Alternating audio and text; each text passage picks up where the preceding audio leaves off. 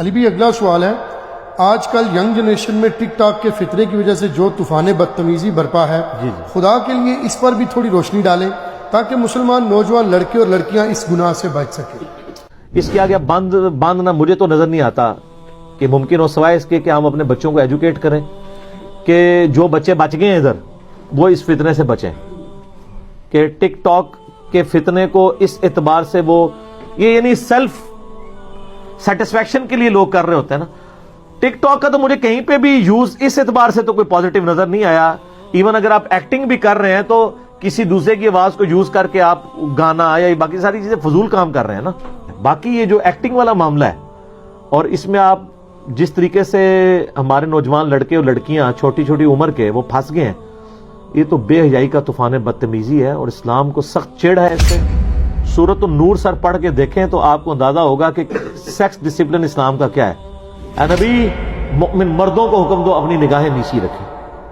پہلے مردوں کا پردہ آیا، پھر کہا مومن عورتوں کو حکم دو کہ اپنی نگاہیں نیچی رکھیں۔ نگاہ ہی نہیں اٹھانی، ٹک ٹاک کی تو گنجائش ہی نہیں ہے کہ یہ والے کام کیے جائیں۔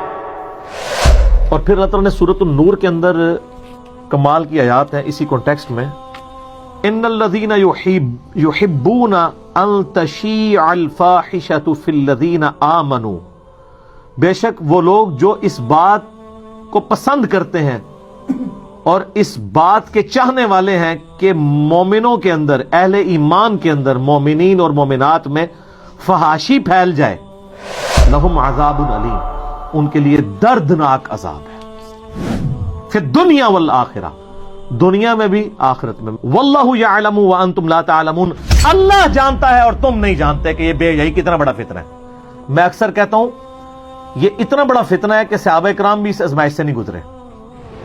صحابہ کرام جب گھروں سے باہر نکلتے ہوں گے تو اتنے بڑے بڑے عورتوں کے پوسٹر نظر آتے ہوں گے ان کے پاس کوئی موبائل فون تھے۔ بے حیائی کا فتنہ اس زمانے میں کچھ بھی نہیں تھا، ان کے زمانے میں قتال کی آزمائش ان پہ آئی ہے بہت بڑے لیول پہ، لیکن بے حیائی کے حوالے سے جو آج امت آزمائی جا رہی ہے نا، اتنی بڑی آزمائش کبھی بھی نہیں آئی۔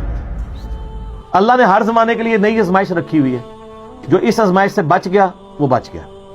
سیدنا ابو ہریرہ بیان کرتے ہیں رضی اللہ تعالیٰ عنہ، رسول اللہ صلی اللہ علیہ وآلہ وسلم نے فرمایا جہنمیوں کے دو گروہ ایسے ہیں جنہیں میں نے بھی نہیں دیکھا۔ جہنم کی آپ علیہ السلام کو سارے مناظر دکھائے گئے، لیکن دو گروہ ایسے ہیں جنہیں میں نے دیکھا نہیں، اللہ نے مجھے وحی کے ذریعے بتایا۔ اتنا خطرناک عذاب ہے کہ نبی علیہ السلام کو وہ عذاب دکھایا بھی نہیں گیا۔ ایک وہ لوگ جن کے پاس گائے کی دموں جیسے کوڑے ہوں گے، جن کے ساتھ وہ لوگوں کو مارتے ہوں گے، یعنی اس سے مراد وہ حکمران ہیں جو اپنی رعایا کے اوپر ظلم کرتے ہیں۔ مسلم شریف میں حدیث ہے نا کہ بدترین چرواہا وہ ہے جو ظالم حکمران ہے، اور اگر انصاف نہیں کرے گا ایسے پہ جنت حرام ہوگی۔ بڑا خطرناک معاملہ۔ اور وہ عورتیں، دوسرا گروہ، وہ عورتیں جو لباس پہن کر بھی عریاں ہوں گی، اتنا چست لباس کہ گویا ننگی ہیں، جسم کی حید واضح ہے۔ تو یہ ہمیں اپنے معاشرے میں، اپنی اسلامی بہنوں میں یہ چیزیں نظر نہیں آ رہی ہیں۔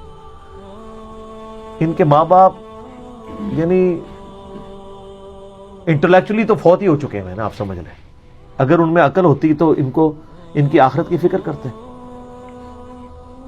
لباس پہن کر بھی عریاں ہوں گی، ننگی دکھائی دیں گی، مائل کرنے والیاں، یعنی اپنے اس عمل سے وہ چاہیں گی کہ مرد ہمیں دیکھیں۔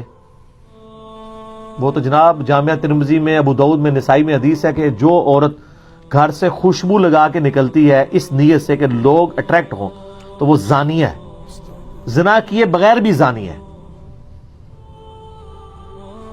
بخاری مسلم میں حدیث ہے نا، آنکھیں بھی زنا کرتی ہیں، کان بھی زنا کرتے ہیں، دل بھی زنا کرتا ہے اور شرمگاہ اس کی تصدیق کرتی ہے، والعیاذ باللہ تعالی۔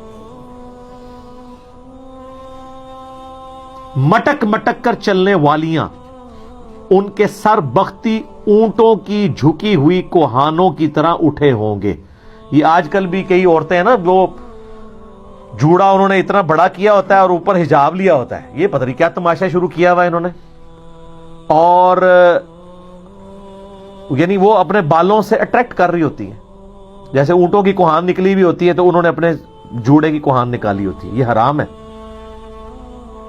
یہ دونوں گروہ نہ تو جنت میں جائیں گے اور نہ اس کی خوشبو پائیں گے، حالانکہ اس کی خوشبو دور دراز تک پھیلی ہوگی. اور بخاری کے الفاظ ہیں کہ جنت کی خوشبو 40 سال کی مسافت سے آ رہی ہوگی، پھر بھی یہ لوگ خوشبو نہیں پا سکیں گے. ظالم حکمران اور ایسی عورتیں جو کچھ یہ کرتی ہیں. اور یہ یاد رکھیے گا، ان عورتوں کو تو جو عذاب ہونا ہے، جو ان کے اوپر نگہبان بنائے گئے ہیں وہ بھی مجرم ہے. ماں باپ، ان کے خاوند، اتنی ان کو آزادی دی ہوئی ہے کہ وہ اس قسم کی حرکتیں کرتے پھر رہے ہیں، ان کی عورتیں.